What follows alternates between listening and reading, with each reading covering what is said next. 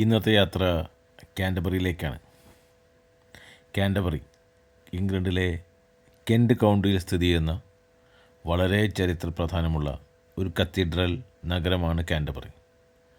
Cent Augustine's അബിയും Saint Martin's ചർച്ചും Great Stour നദിയും പിന്നെ ഇംഗ്ലണ്ടിൽ അവശേഷിക്കുന്ന ഏറ്റവും വലിയ നഗര കവാടമായ വെസ്റ്റ് ഗേറ്റ് ടവറും എല്ലാം സ്ഥിതി ചെയ്യുന്ന അതിമനോഹരമായ കാൻറ്റർബറി. കാൻറ്റർബറിയുടെ ചരിത്രം വളരെ സമ്പന്നവും പുരാതനവുമാണ്. റോമൻ കാലഘട്ടം. കാൻറ്റർബറിയുടെ ചരിത്രം നമുക്കറിയാവുന്ന രേഖകൾ പ്രകാരം റോമൻ അധിനിവേശത്തോടെയാണ് ആരംഭിക്കുന്നത്. AD 43 തദ്ദേശവാസികളായ ജനങ്ങളെ കീഴ്പ്പെടുത്തി റോമാക്കാർ ഇവിടെ ഒരു വാസസ്ഥലം സ്ഥാപിക്കുകയും അതിനവർ ദുരോവേർണം കാൻഡിയോക്കോറം എന്ന പേരും ഇടുകയും ചെയ്തു. ഈ നഗരം സൈനികപരമായും വ്യാപാരപരമായും എല്ലാം തന്നെ റോമാക്കാർക്ക് വളരെ പ്രാധാന്യപ്പെട്ടതായിരുന്നു. ഭൂമിശാസ്ത്രപരമായ കിടപ്പ് തന്നെയായിരുന്നു അതിൽ പ്രധാനപ്പെട്ട ഒരു കാരണവും. നമുക്കറിയാവുന്ന കാൻറ്റർബറിയുടെ ചരിത്രം അവിടെ നിന്നും ആരംഭിക്കുകയായി. പിന്നീടുള്ള ആംഗ്ലോ സാക്സൺ കാലഘട്ടം വളരെ നൂറ്റാണ്ടുകൾ നീളുന്ന റോമൻ അധിനിവേശങ്ങൾക്കും പിന്നീടുള്ള അവരുടെ പിന്മാറ്റത്തിനും ശേഷം ജൂട്ട്, ജാക്സൺ തുടങ്ങിയ ജർമ്മൻ ഗോത്രങ്ങളാണ് കാൻറ്റർബറിയിൽ അധിനിവേശം സ്ഥാപിച്ചത്. ഏകദേശം AD 600 ഈ നഗരം കാൻവാർബ്രോ, അതായത് കെൻറ്റിലെ ജനങ്ങളുടെ കോട്ട എന്നർത്ഥമുള്ള ഒരു പേരിലേക്ക് മാറുകയും പിന്നീട് ലോപിച്ച് കാൻറ്റർബറിയായി മാറുകയും ചെയ്തു. പിന്നീട് ഈ കാൻറ്റർബറി കെൻറ്റ് രാജവംശത്തിൻ്റെ തലസ്ഥാനവുമായി മാറി. കാൻറ്റർബറിയെപ്പറ്റി പറയുമ്പോൾ കാൻറ്റർബറിയിലെ ജലഗതാഗതത്തെപ്പറ്റി പറയാതിരിക്കാൻ നിർവാഹമില്ല എന്ന് മാത്രമല്ല, പറയുക തന്നെ വേണം. കാൻറ്റർബറി നാവിഗേഷൻ എന്ന് ചരിത്രത്തിൽ വിശേഷിപ്പിക്കുന്നത് കാൻറ്റർബറിയിലെ കനാൽ സംവിധാനങ്ങളെപ്പറ്റിയാണ്. ആ കനാൽ സംവിധാനങ്ങൾ വളരെയധികം പ്രാധാന്യമർഹിക്കുന്നതുമാണ്. പുരാതന റോമൻ കാലഘട്ടങ്ങളിലും അധിനിവേശ മധ്യകാലഘട്ടങ്ങളിലുമെല്ലാം ഗ്രേ സ്റ്റോർ നദി ഒരു പ്രധാന ജലഗതാഗത മാർഗമായിരുന്നു. കാൻറ്റർബറിയെ യൂറോപ്പുമായി ബന്ധിപ്പിക്കുന്നതിൽ ഈ നദി ഒരു പ്രധാന പങ്ക് വഹിച്ചിട്ടുണ്ട്. ആ കാലഘട്ടങ്ങളിലെല്ലാം തന്നെ നദികളിലൂടെയായിരുന്നു പ്രധാന ചരക്കു നീക്കങ്ങളെല്ലാം തന്നെ നടന്നിരുന്നത്. അന്ന് നഗരത്തിന് തന്നെ വളരെ അടുത്തുള്ള ഫോർഡ്വിച്ച് ഒരു പ്രധാന തുറമുഖമായി മാറിയിരുന്നു എന്നതും ചരിത്രം. ആ കാലഘട്ടത്തിൽ കാൻറ്റർബറിയിൽ നിന്നും കടലിലേക്ക് പെഗ്വാൾ ബേ വരെ നദികളിലൂടെ സഞ്ചരിക്കാൻ റൈറ്റ് ഓഫ് നാവിഗേഷനും ഒരുക്കിയിരുന്നു. നദീഗതാഗതം കാൻറ്റർബറി വരെ നീട്ടുന്നതിനായി ഫ്ലാഷ് ലോക്ക് സംവിധാനങ്ങളും അന്ന് ഉപയോഗപ്പെടുത്തിയിരുന്നു. ഇന്നും ഗ്രേ സ്റ്റോർ നദി കാൻറ്റർബറിയുടെ നഗരഹൃദയത്തിലൂടെ ഒഴുകിക്കൊണ്ടിരിക്കുന്നു. പല കൈവഴികളായി ഒഴുകുന്നു എന്ന് മാത്രം. നഗരഹൃദയത്തിലൂടെയുള്ള നദിയിൽ നിലവിൽ പരമ്പരാഗതമായ പണ്ടിങ് ബോട്ടുകൾ തന്നെയാണ് ഇന്നും സർവീസ് നടത്തുന്നത്. അത് വിനോദസഞ്ചാരത്തിനായി ഒരുക്കിയിരിക്കുന്നു എന്ന് മാത്രം. ഗ്രേ സ്റ്റോർ നദിയിലൂടെയുള്ള ബോട്ട് യാത്ര ഒരു മനോഹരമായ അനുഭവം തന്നെയാണ്. അതിന് കാരണം ഒരു വശത്ത് പൗരാണിക മന്ദിരങ്ങളും മറുവശത്ത് നവമന്ദിരങ്ങളുമെല്ലാം നിറഞ്ഞു നിൽക്കുന്ന ഒരു നഗരമാണ് ഇന്ന് കാൻറ്റർബറി.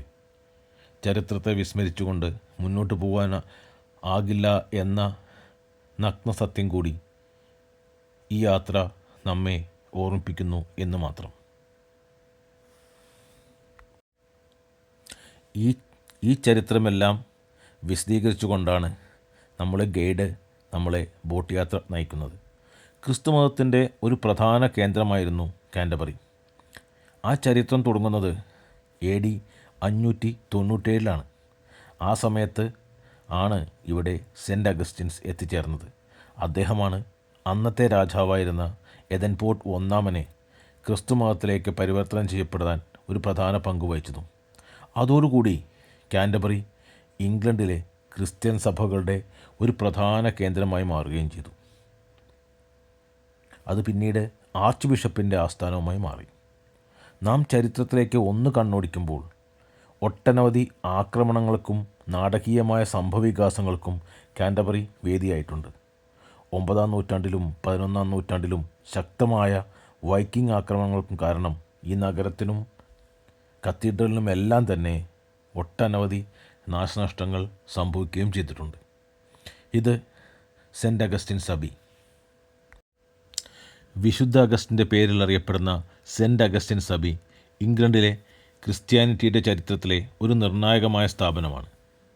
ഇത് Canterbury Cathedral, Saint Martin's Church എന്നിവയോടൊപ്പം തന്നെ യുനെസ്കോ ലോക പൈതൃക സ്ഥലമായി പ്രഖ്യാപിക്കപ്പെടുകയും ചെയ്തിരിക്കുന്നു. നേരത്തെ സൂചിപ്പിച്ചതുപോലെ AD 597 പോപ്പ് ഗ്രിഗറി I നിർദ്ദേശപ്രകാരം റോമിൽ നിന്നും എത്തിച്ചേർന്ന സെൻറ്റ് അഗസ്റ്റിൻസ് രാജാവിനെ ക്രിസ്തുമതത്തിലേക്ക് പരിവർത്തനം ചെയ്യപ്പെടുകയും അദ്ദേഹത്തിൻ്റെ താമസസ്ഥലമായി മാറുകയും ചെയ്തു ഈ സെൻറ്റ് അഗസ്റ്റിൻസ് അബി. AD 598 ഈ ആശ്രമം സ്ഥാപിച്ചപ്പോൾ അതിൻ്റെ പേര് സെൻറ്റ് പോൾ മൊണാസ്ട്രി എന്നായിരുന്നു. പിന്നീടത് സെൻറ്റ് അഗസ്റ്റിൻ്റെ പേരിൽ അറിയപ്പെടുകയുണ്ടായത്. കാൻറ്റർബറിയുടെ മതിലുകൾക്ക് പുറത്ത് സ്ഥാപിക്കപ്പെട്ട ഈ ആശ്രമം അഗസ്റ്റിനും അദ്ദേഹത്തോടൊപ്പം വന്ന മിഷണറിമാർക്കും താമസിക്കാനുള്ള ഇടമായിരുന്നു. കൂടാതെ കെൻറ്റിലെ ആംഗ്ലോ സാക്സൺ രാജാക്കന്മാരെയും കാൻറ്റർബറി ആർച്ച് ബിഷപ്പ്മാരെയും അടക്കം ചെയ്യാനുള്ള സ്ഥലമായും ഇത് പ്രവർത്തിച്ചു. കെൻറ്റിലെ രാജാവായിരുന്ന ഏദൽബർട്ട് ക്രിസ്തുമതം സ്വീകരിച്ച ശേഷം ഈ ആശ്രമത്തിന് ഒട്ടനവധി പിന്തുണ നൽകുകയും ചെയ്തിട്ടുണ്ട്. ഏകദേശം 1000 വർഷക്കാലം സെൻറ്റ് അഗസ്റ്റിൻസ് അബി പഠനത്തിൻ്റെയും ആത്മീയതയുടെയും എല്ലാം ഒരു പ്രധാന കേന്ദ്രമായിരുന്നു. യൂറോപ്പിലെ തന്നെ ഏറ്റവും സ്വാധീനമുള്ള മൊണാസ്ട്രികളിൽ ഒന്നായി ഇത് വളരുകയും ചെയ്തു. കാലഘട്ടങ്ങൾ കടന്നുപോയപ്പോൾ 16-ാം നൂറ്റാണ്ടിൽ രാജാവായിരുന്ന ഹെൻറി III ഇംഗ്ലണ്ടിലെ മൊണാസ്ട്രികളെ പിരിച്ചുവിട്ടപ്പോൾ 1538 ഈ ആശ്രമത്തിൻ്റെ പ്രവർത്തനവും അവസാനിപ്പിച്ചു. ശേഷം ഈ ആശ്രമം രാജകുടുംബത്തിൻ്റെ ഉടമസ്ഥയിലാവുകയും പിന്നീടത് ഒരു രാജകൊട്ടാരമായി മാറുകയും ചെയ്തു എന്നും ചരിത്രം നമ്മോട് പറയുന്നു. റോയൽ പാലസ് എന്ന പദവി നഷ്ടമായ ശേഷം ആശ്രമം പതുക്കെ നാശത്തിലേക്ക് നീങ്ങുകയും അത് ഇന്ന് കാണുന്ന ഈ അവസ്ഥയിൽ എത്തിച്ചേരുകയും ചെയ്തു. പിന്നീട് അത് ഇംഗ്ലീഷ് ഹെറിറ്റേജിൻ്റെ പിന്തുണയോടുകൂടി ഇന്ന് കാണുന്ന ഈ രീതിയിൽ ഇവിടെ സംരക്ഷിക്കപ്പെട്ടിരിക്കുന്നു എന്നതാണ് അതിൻ്റെ ചരിത്രവും വസ്തുതയും.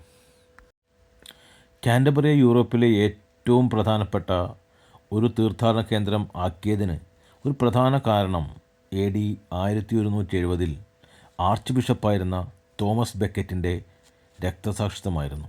അദ്ദേഹം കത്തീഡ്രലിനുള്ളിൽ വച്ച് കൊല്ലപ്പെടുകയാണ് ചെയ്തത്. ഈ സംഭവം വളരെയധികം ജനശ്രദ്ധ ആകർഷിക്കുകയും വിശ്വാസികളുടെയും തീർത്ഥാടകരുടെയും ഒരു പ്രവാഹം തന്നെ ഇങ്ങോട്ടുണ്ടാവുകയും ചെയ്തു. പിന്നീട് പ്രസിദ്ധമായ ദ കാൻറ്റർബറി ടൈൽസ് എന്ന കൃതിയെ എഴുതാൻ ജോഫ്രി ചോസറിനെ പ്രേരിപ്പിച്ചതും ആ കൊലപാതകമായിരുന്നു എന്നതാണ് സത്യം.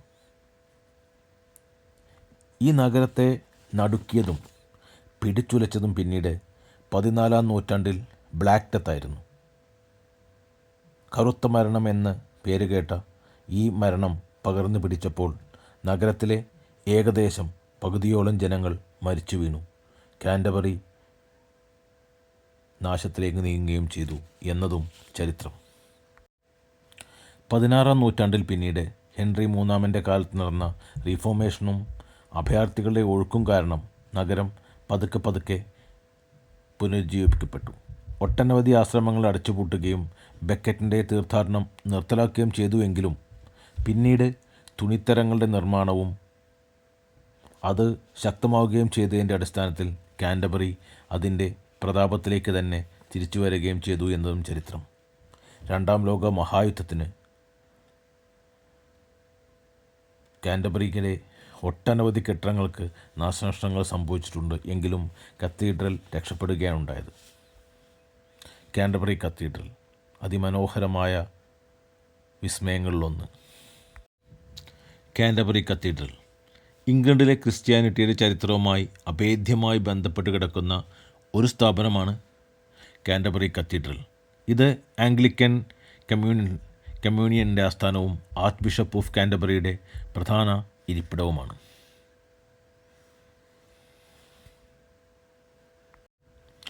AD 597 Pope Gregory the Great ഇംഗ്ലണ്ടിലേക്ക് അയച്ച മിഷണറിയായ വിശുദ്ധ അഗസ്റ്റിൻ, സെൻറ്റ് അഗസ്റ്റിനാണ് കാൻറ്റർബറിയിൽ ആദ്യത്തെ കത്തീഡ്രൽ സ്ഥാപിച്ചത്. ആദ്യ ആർച്ച് ബിഷപ്പായും അദ്ദേഹം തന്നെയാണ് ചുമതലയേറ്റതും. ആദ്യ കാലഘട്ടത്ത് ഇവിടെയുണ്ടായിരുന്ന സാക്സൺ പള്ളിയുടെ അവശിഷ്ടങ്ങൾ ഇപ്പോഴത്തെ കത്തീഡ്രലിൻ്റെ നേവായി അടിയിൽ തന്നെ സ്ഥിതി ചെയ്യുന്നു എന്നതും ചരിത്രരേഖകൾ നമ്മോട് പറയുന്നു.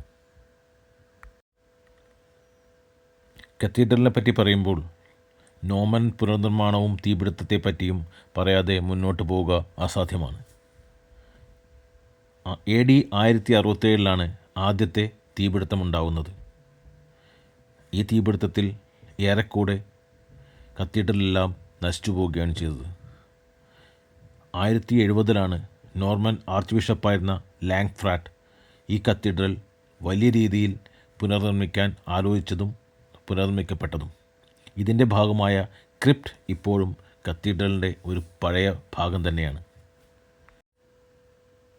കാൻറ്റർബറി കത്തീഡ്രലിനെ പറ്റി പറയുമ്പോൾ ഒരിക്കലും മറക്കാനാവാത്ത ഒരു പേരാണ് ആർച്ച് ബിഷപ്പ് തോമസ് ബെക്കറ്റ്.